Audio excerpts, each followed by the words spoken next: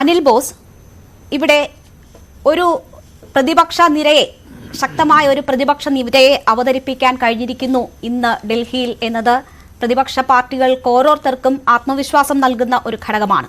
അവിടെ നേരത്തെ ഡോക്ടർ ഗോപകുമാർ സൂചിപ്പിച്ചതുപോലെ ഇന്ന് എല്ലാ നേതാക്കളും പറയേണ്ടിയിരുന്നത് BJPയുടെ തീവട്ടിക്കൊള്ള എന്ന് നിങ്ങൾ ആരോപിക്കുന്ന ഇലക്ട്രൽ ബോണ്ടിനെ കുറിച്ചായിരുന്നു. പക്ഷേ എത്ര പേർക്ക് അത് ഇവിടെ ഉയർത്താനായി എന്ന ഒരു ചോദ്യം ഉണ്ട്. കാരണം എല്ലാവരുടെയും കൈകൾ കറപുരണ്ടിരിക്കുന്നു.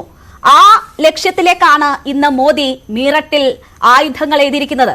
അഴിമതിക്കാരെ മാറ്റി നിർത്തുന്നതിനുള്ള യുദ്ധം തുടരുമെന്നാണ് മോദിയുടെ പ്രഖ്യാപനം. അത് ഈ യോജിപ്പിനിടയിലും നിങ്ങൾക്കേറ്റ അടിയല്ലേ?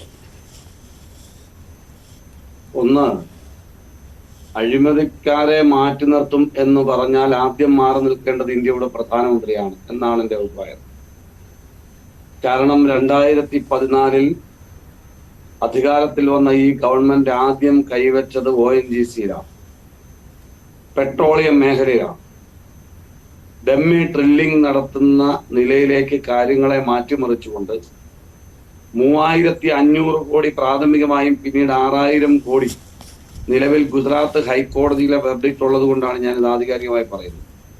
അത്രയും വലിയ കൊള്ള പെട്രോളിയം വകുപ്പിൽ നടത്തിക്കൊണ്ടാണ് ഈ ഗവൺമെന്റ് അരങ്ങേറ്റം കുറിച്ചത്. ഇപ്പോൾ അത് ചർച്ച ചെയ്യപ്പെടാൻ കൂടുതൽ പ്രാധാന്യമുണ്ടാകുന്നത് ബോണ്ട് വിവാദം ആളിക്കത്തുമ്പോൾ അതിന്റെ തുടക്കത്തിൽ ഗവൺമെന്റ് കൊള്ളയടിച്ചതിന് കൃത്യമായ തെളിവുകൾ, രേഖകൾ, കോടതി ഉത്തരവുകൾ ഇതെല്ലാം നമ്മുടെ കയ്യിലിരിക്കുകയാണ്. മൂടി വെക്കാൻ കഴിഞ്ഞിട്ടുണ്ട് ഇവർക്ക്. ONGCയുടെ ഡയറക്ടർക്ക് 8 വർഷക്കാലം സർവീസ് ബാക്കി നിൽക്കെ അദ്ദേഹത്തെ ഭീഷണിപ്പെടുത്തി വോളണ്ടറി റിട്ടയർമെന്റ് എടുപ്പിച്ചതടക്കം ടെക്നിക്കൽ എക്സ്പെർട്ടുകളായിട്ടുള്ള ആളുകൾ മാത്രം ഇരിക്കേണ്ട ബോർഡിൽ ബംഗാളിലെ ഒരു സ്കൂൾ അധ്യാപകനെ കുത്തി നിറച്ചതിൽ തുടങ്ങുന്ന തട്ടിപ്പ്, വലിയ കൊള്ള, അതിനുശേഷം ഇങ്ങോട്ട് സെറം കമ്പനിയുമായി ബന്ധപ്പെട്ട് ബോണ്ട് ഇടപാട് നടത്തുന്നു എന്ന് പറയുമ്പോൾ അവർക്ക് മരുന്ന് വ്യാപാരവുമായി ബന്ധപ്പെട്ട മേഖലകൾ തുറന്നുകൊടുത്ത് കൊടാനുകൂടി അടിച്ചു മാറ്റിയ നടപടികൾ, അവിടുന്ന് ഇങ്ങോട്ട് സാന്തിയാഗോ മാർട്ടിന്റെ കഥകൾ, 10 കോടി പോലും ആസ്തിയില്ലാത്ത നിരവധി സ്ഥാപനങ്ങൾ കോടിക്കണക്കിന് രൂപ ബോണ്ട് കൊടുക്കുന്നത് രാജ്യം കാണേണ്ടി വരുമ്പോൾ വീണ്ടും ആ ബോണ്ട് വിവാദം കോടതി ഇടപെട്ടിട്ട് പോലും അതിന്റെ രേഖകൾ കൊടുക്കാൻ സ്റ്റേറ്റ് ബാങ്ക് ഓഫ് ഇന്ത്യ മടിക്കുമ്പോൾ, ആ കൊടുക്കുമ്പോൾ അത് ആര് കൊടുത്തു എന്നും അതിന്റെ കോഡ് നമ്പർ എന്ത് എന്നും പറയാത്ത സാഹചര്യം, അങ്ങനെ കഴിഞ്ഞ 10 വർഷമായി രാജ്യത്തെ വളരെ തന്ത്രപരമായ കൊള്ളയടിക്കൽ നടത്തിയതിന് നേതൃത്വം നൽകിയ ആളാണ് ഏറ്റവും വലിയ രാജ്യത്തെ കൊള്ളക്കാരൻ എന്ന് ഞാൻ പറയും. പക്ഷേ ശ്രീ അനിൽ ബോസ്, ചൌക്കിദാർ ചോർ ഹേ എന്ന മുദ്രാവാക്യം ഉയർത്തിയ രാഹുൽ ഗാന്ധിക്ക് 2024 തെരഞ്ഞെടുപ്പിൽ എന്തുകൊണ്ട് അങ്ങനെയാണെങ്കിൽ ആ രീതിയിലുള്ള ഒരു വിമർശനം മോദിക്കെതിരെ ഉന്നയിക്കാനാകുന്നില്ല? കാരണം ഇലക്ട്രൽ ബോണ്ട് വഴി BJPക്ക് പണം കൊടുത്തവരെല്ലാം അധികാരത്തിൽ നിങ്ങൾ ഇല്ലെങ്കിലും ഒരു ഷെയർ നിങ്ങൾക്കും നൽകിയിട്ടുണ്ട്. നമ്മൾ രാജ്യത്തൊരു നിയമം, ഒരു ഗവൺമെന്റ് ഒരു ഉത്തരവ് കൊണ്ടുവരിക അല്ലെങ്കിൽ ഒരു നിയമം നടപ്പിലാക്കുക. ആ നിയമം നടപ്പിലാക്കുന്നതിന് മുമ്പ് സ്വാഭാവികമായും വിമർശനങ്ങൾ ഉയരും, പ്രതിഷേധ ശബ്ദങ്ങൾ ഉയരും, പ്രതിഷേധങ്ങൾ ഉയരും, നിയമ പോരാട്ടങ്ങൾ നടക്കും. പക്ഷെ രാജ്യത്തൊരു നിയമം വന്നു കഴിഞ്ഞാൽ ആ നിയമം എല്ലാവർക്കും ബാധകമാണ്. ബോണ്ട് എന്ന് പറയുന്ന സമ്പ്രദായം കൊണ്ടുവരുമ്പോൾ തന്നെ വലിയ കൊള്ളയാണ് എന്ന് വ്യാപകമായ ആക്ഷേപമുണ്ട്. നിയമപരമായ പോരാട്ടം നടത്തിയവരുണ്ട്. ഇപ്പോഴും CPM അടക്കം കോൺഗ്രസിന്റെ ഉത്തരവാദിത്തപ്പെട്ട നേതാക്കൾ, രാജസ്ഥാനിലെ മഹിളാ നേതാവ് അടക്കമുള്ള ആളുകൾ അതിൽ പോരാട്ടം നടത്തുന്നുണ്ട്. നിയമ പോരാട്ടത്തിന് കോടതിയിലാണ്. അപ്പൊ അത്തരം പോരാട്ടങ്ങൾ നടത്തുമ്പോൾ തന്നെ നിയമത്തിന് വിധേയമായ ഒരു കാര്യം രാജ്യത്ത് പ്രാവർത്തികമാക്കി കഴിഞ്ഞാൽ അതിന്റെ ഭാഗമായി എല്ലാവരും മാർഗ സ്വാഭാവികമാണ്. നമ്മൾ അതുകൊണ്ട് അയോധ്യ ക്ഷേത്ര നിർമ്മാണത്തെ നമ്മൾ ന്യായീകരിക്കേണ്ടി വരുന്നത്. രാജ്യത്തെ ഭരണഘടനാ ബെഞ്ച് വിധിച്ച ഒരു ഉത്തരവ് രാജ്യത്ത് നിയമമായി കഴിഞ്ഞാൽ ആ ക്ഷേത്രത്തിൽ പോരെന്ന് നമുക്ക് ആർക്കെങ്കിലും പറയാൻ കഴിയും? നിയമത്തിന് വിധേയമായി നിർമ്മിക്കപ്പെടുന്ന ഒരു കാര്യമല്ല. എന്ന് പറഞ്ഞ പോലെ ബോണ്ട് നിയമത്തിന് വിധേയമായി നിർമ്മിക്കപ്പെട്ടു, പക്ഷെ അതിൽ വലിയ കൊള്ളയുണ്ട് എന്ന കാര്യങ്ങൾ പുറത്തു വരുമ്പോൾ, കോടതി തന്നെ അത് കണ്ടെത്തുമ്പോൾ, ഇലക്ഷൻ കമ്മീഷന്റെ സൈറ്റിൽ നിയമാനുസൃതമായ കവർച്ചയാണെങ്കിൽ അതിൽ ഞങ്ങളും ഭാഗഭാക്കായിട്ടുണ്ടെങ്കിൽ പറയുക സാധ്യമല്ല. അതുകൊണ്ടാണ് ഇന്നത്തെ ആ റാലിയിലും അത് പ്രധാന മുദ്രാവാക്യമായി ഉയർത്താൻ നിങ്ങൾക്ക് കഴിയാതെ പോയത്.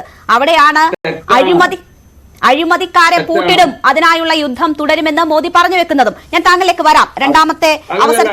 അങ്ങനെ പറഞ്ഞു പോകരുത്. അങ്ങനെയാണ് നിങ്ങൾ ചർച്ച നടത്തിക്കോ, ഞാൻ ഇറങ്ങുക. അത് വേണ്ട. ഇല്ല, എന്താണ് താങ്കൾക്ക് പൂർത്തീകരിക്കാനുള്ളത്? പറഞ്ഞോളൂ. അല്ലല്ല, അങ്ങനെ പറഞ്ഞു പോകണ്ട, അങ്ങനെ പറഞ്ഞ് മിടുക്കിയായി പോകണ്ട. ഞാനൊന്ന് പറയട്ടെ, ഞാൻ പറഞ്ഞിട്ട് പോകും, ഇല്ലെങ്കിൽ നമുക്കിത് അവിടെ അവസാനിപ്പിക്കും. പറഞ്ഞോളൂ. ഞാൻ നിങ്ങൾ മനസ്സിലാക്കിയിരിക്കേണ്ട കാര്യം, 10 വർഷക്കാലത്ത് ഈ ഗവൺമെന്റിന്റെ കൊള്ളയെ കുറിച്ച് 20 പാർട്ടികളുടെ നേതാക്കൾ സംസാരിക്കുക. 17 പേരോളം അവിടെ സംസാരിച്ചു.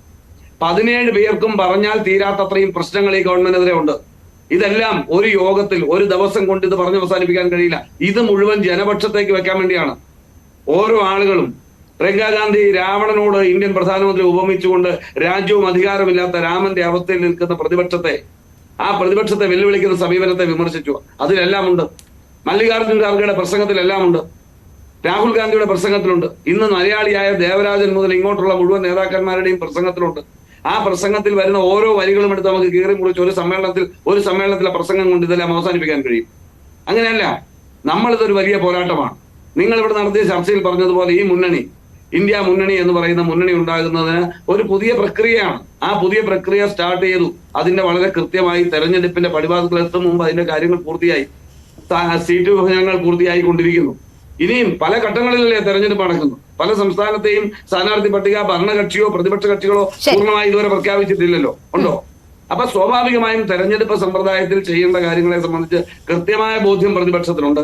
പ്രതിപക്ഷം നിങ്ങളൊരു കാര്യം മനസ്സിലാക്കണം. ഇന്ത്യ ഭരിക്കുന്ന സർക്കാരിന് നേതൃത്വം നൽകുന്ന പാർട്ടിക്ക് 303 സീറ്റ്, അവരുടെ സഖ്യകക്ഷികൾക്കെല്ലാം കൂടി 351 സീറ്റ്. 100 സീറ്റിന്റെ മാർജിനേ ഉള്ളൂ.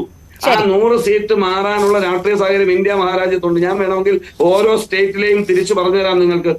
ശരി ശരി ശരി നമുക്ക് അത്ര വിശദമായി പോവാം. നമുക്ക് സമയം കുറവാണല്ലോ. എനിക്ക് തോന്നുന്നു താങ്കൾ അത് വിശദീകരിച്ചു കഴിഞ്ഞു എന്ന്. നമുക്ക് സെക്കൻഡ് ചാൻസ്